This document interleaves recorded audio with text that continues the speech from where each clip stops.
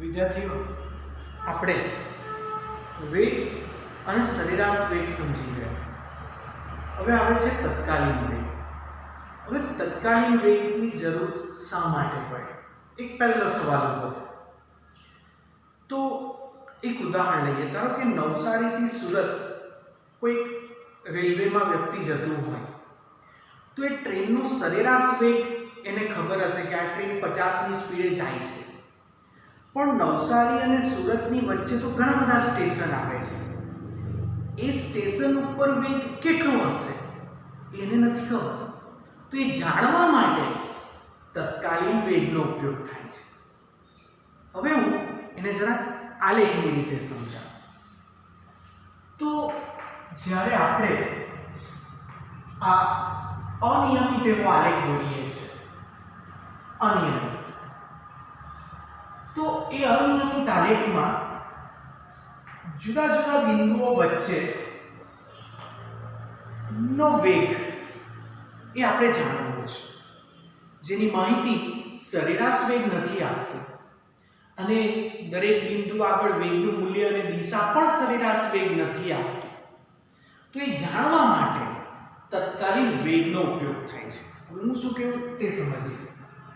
આ x અંતર y અક્ષ ઉપર લઈએ અને t સમય એ આપણે x અક્ષ ઉપર લઈએ છીએ. તો બિંદુ p q r s અને t. તો t આગળનું અંતર xt, p આગળનું અંતર xt, t આગળનો સમય t of t અને p આગળનો સમય એ t of p છે. તો આપણે આ સમયગાળો ડેલ્ટા t લઈએ, આ બે વચ્ચેનો સમયગાળો, અને આ બે વચ્ચેનું અંતર ડેલ્ટા x લઈએ. હું આને t1 કહું છું, ડેલ્ટા t1, ને આ ડેલ્ટા x1 કહેવું. હવે આ બંનેનો ભાગાકાર કરીએ એટલે કે ડેલ્ટા x1 ના છેદમાં ડેલ્ટા t1. તો આ જે વેગ છે એ સરેરાશ વેગ છે, કારણ કે ડેલ્ટા x1 એ તો શું છે? એ તો xt ઓછા xp, અંતિમ સ્થાન ઓછા પ્રારંભિક સ્થાનની બાદબાકી. મતલબ કે આ તો સ્થાનાંતર થયું અને છેદમાં ડેલ્ટા t1 એટલે કે t of t minus t of p, એટલે આ તો શું થઈ ગયું? આ તો સમયગાળો થઈ ગયો. તો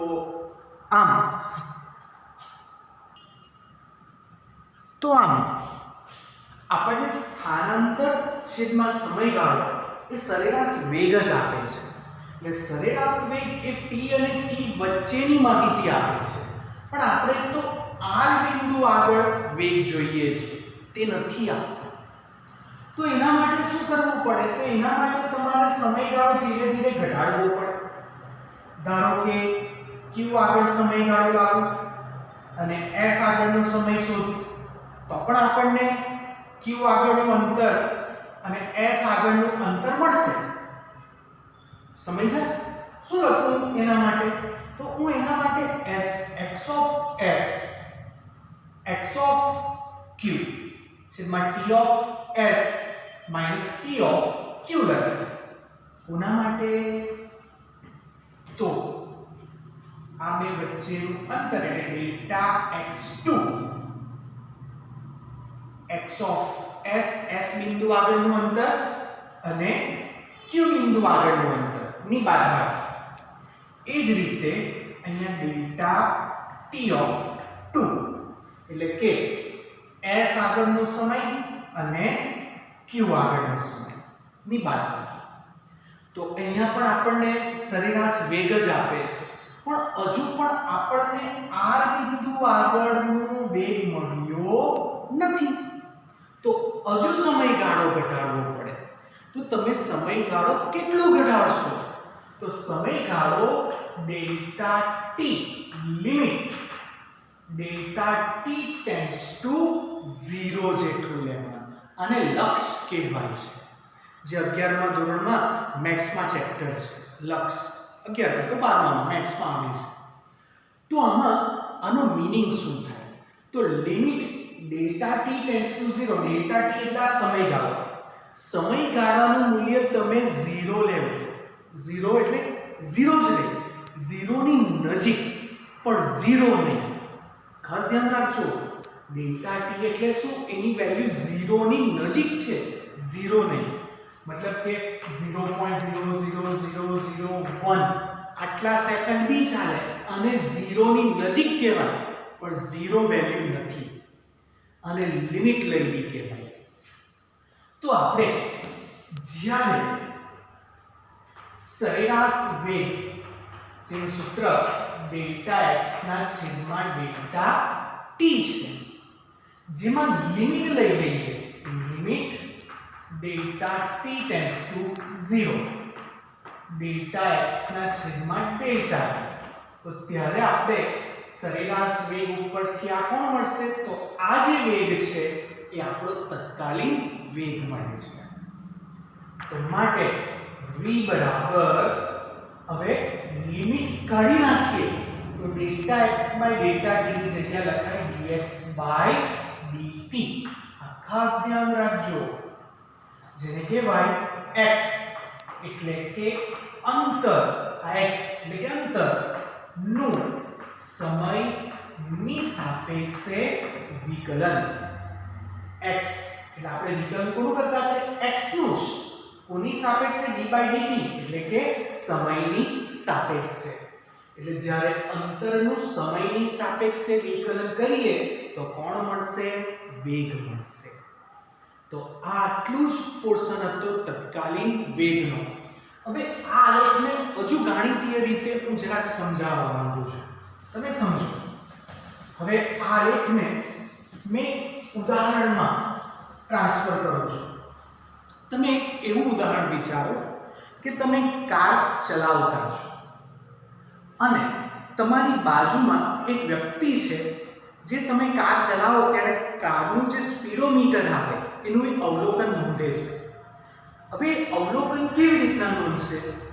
તો આપણે આ 0, 1.5, 6, 13.5, 24, 37.5, 54 એટલે તમે જ્યાંથી કાર ચાલુ કરવાની સ્ટાર્ટ કરો ત્યાંથી આટલા અંતરે એક નિશાની મૂકી દો. એટલે તમારી કાર જ્યારે 1.6 ઉપર જશે ત્યારે તમારી બાજુવાળો અવલોકન નોંધશે કે કેટલું છે. તો આ નમૂના તરીકે મેં આ વેગ ધારી લીધેલા છે. તમે x બાય t કરશો તો આ જવાબ મળવાનો નથી. એક ખાસ સૂચના, આ એક નમૂના તરીકે એક પ્રયોગના મેં ઉદાહરણ લીધા છે. ઓકે, તો આવી જ રીતના આગળ 6 મીટરે તમારી કાર જશે તો તમારી બાજુવાળો અવલોકનકાર આ નોંધી દેશે કે બાઇકની સ્પીડ હવે વધીને 6 ઉપર થઈ. તેવી રીતના 13.5 ઉપર જશે તો એ નોંધશે કે કારની સ્પીડ 9 ઉપર થઈ છે. બરાબર? તો આવી રીતના તે અંતે 54 ઉપર જશે ત્યારે તે નોંધશે કે કારની સ્પીડ વધીને ક્યાં થઈ છે? 18 મીટર પર સેકન્ડ. હવે શું કરવું છે?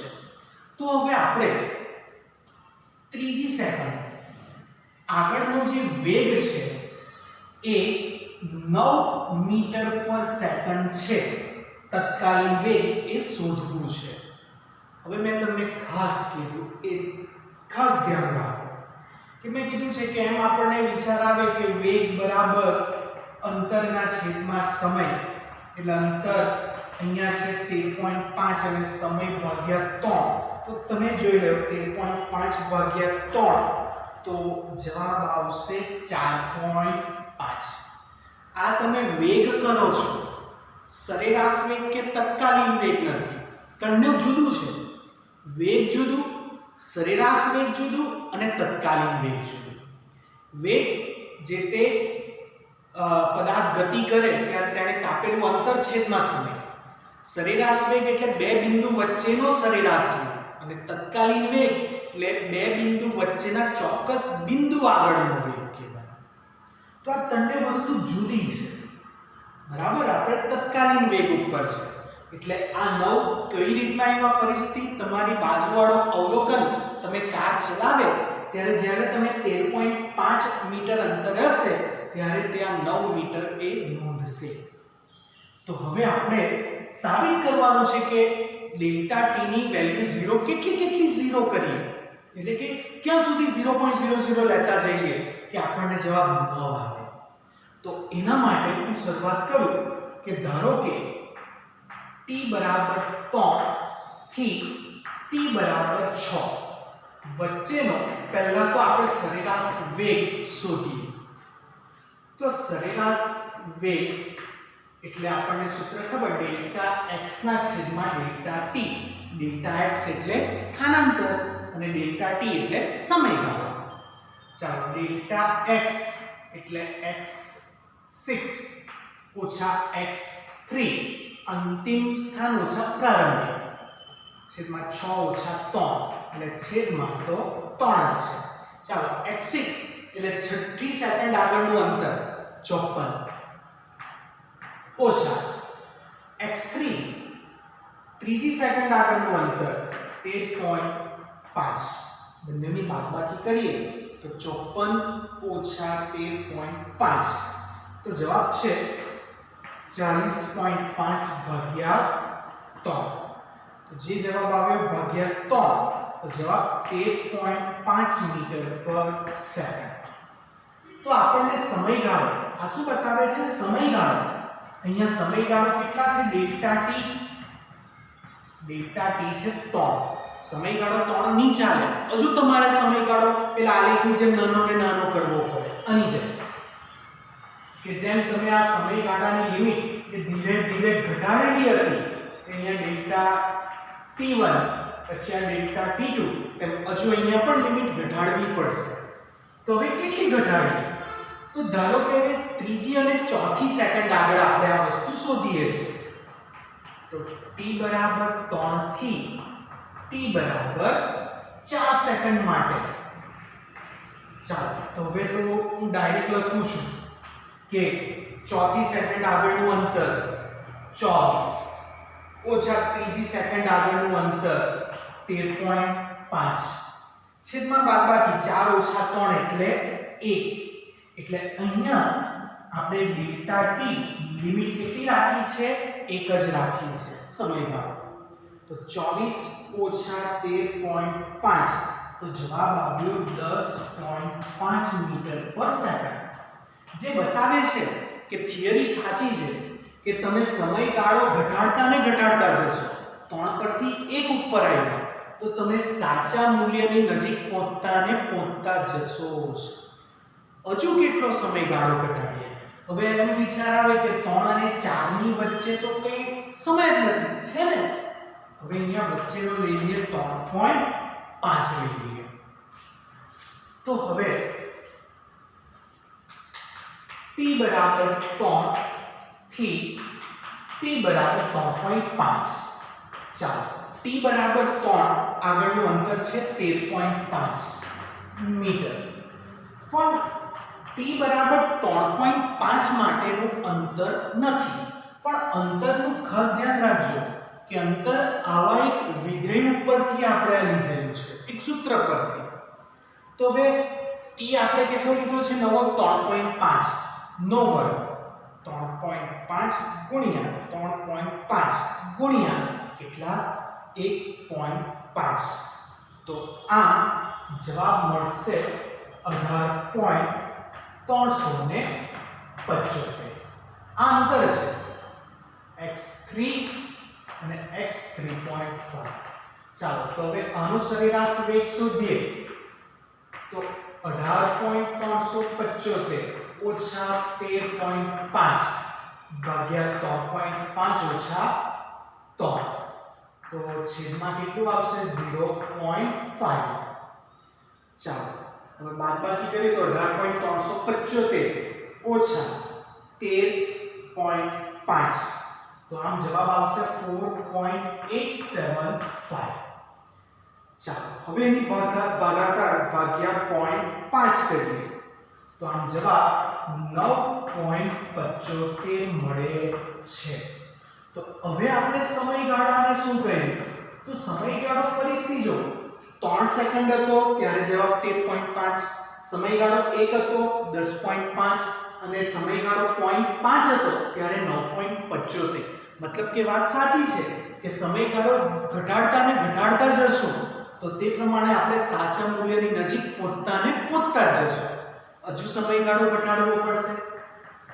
તો ધારો કે હવે હું t બરાબર 3 થી t બરાબર 3.01 લે તો આનું તો અંતર ખબર જ છે 13.5. તો 3.01 આગળનું અંતર શોધવું પડશે. તો આ સૂત્ર 1.5 ગુણ્યા t નો વર્ગ એટલે 3.01 ગુણ્યા 3.01. તો આનો જવાબ એ 13.79 આવે છે. તો આમ સરેરાશ વેગ તો 13.79 ઓછા 13.5 છેદમાં 3.01 માઈનસ 3 તો 13.79 ઓછા 13.5 તો આમ જવાબ 0.09. સમયગાળો કેટલો 3.01 માઈનસ 3 એટલે 0.01. તો આનો ભાગાકારનો જવાબ 9 આવી ગયો છેલ્લે. તો એમ કહી શકાય કે તમે સમયગાળો કેટલો ઘટાડ્યો તો 3 પરથી 1 ઉપરથી 0.5 ઉપરથી જ્યારે 0.01 લાવ્યા ત્યારે આપણને ત્રીજી સેકન્ડ આગળનો જે જવાબ 9 હતો એની સાચી વેલ્યુ મળી ગઈ. તો આમ જે આલેખ જે કહે છે તે વાત એકદમ અહીંયા સાચી પડે છે કે તમે જો આ અનિયમિત આલેખમાં કોઈક બિંદુ આગળ તમારે તત્કાલીન વેગ શોધવો હોય તો આ તમે આ p q r s અને t છે તો તમે r બિંદુ આગળ નો જો વેગ શોધવો હોય તો તમારે સમયગાળો એ ધીરે ને ધીરે ઘટાડતા જ જવું પડે. અને જેમ જેમ સમયગાળો ઘટાડો તેમ તમે જે તે બિંદુ આગળના વેગનું સાચું મૂલ્ય છે એની નજીક પહોંચી તો છેલ્લે જશો જ. તો આ સમયગાળો આ તત્કાલીન વેગનો અર્થ એવો થાય છે કે તમારો સમયગાળો એકદમ 0 ની નજીક હોવો જોઈએ, 0 નહીં. એટલે અંતમાં તત્કાલીન વેગનું સૂત્ર યાદ રાખવું dx/dt છે.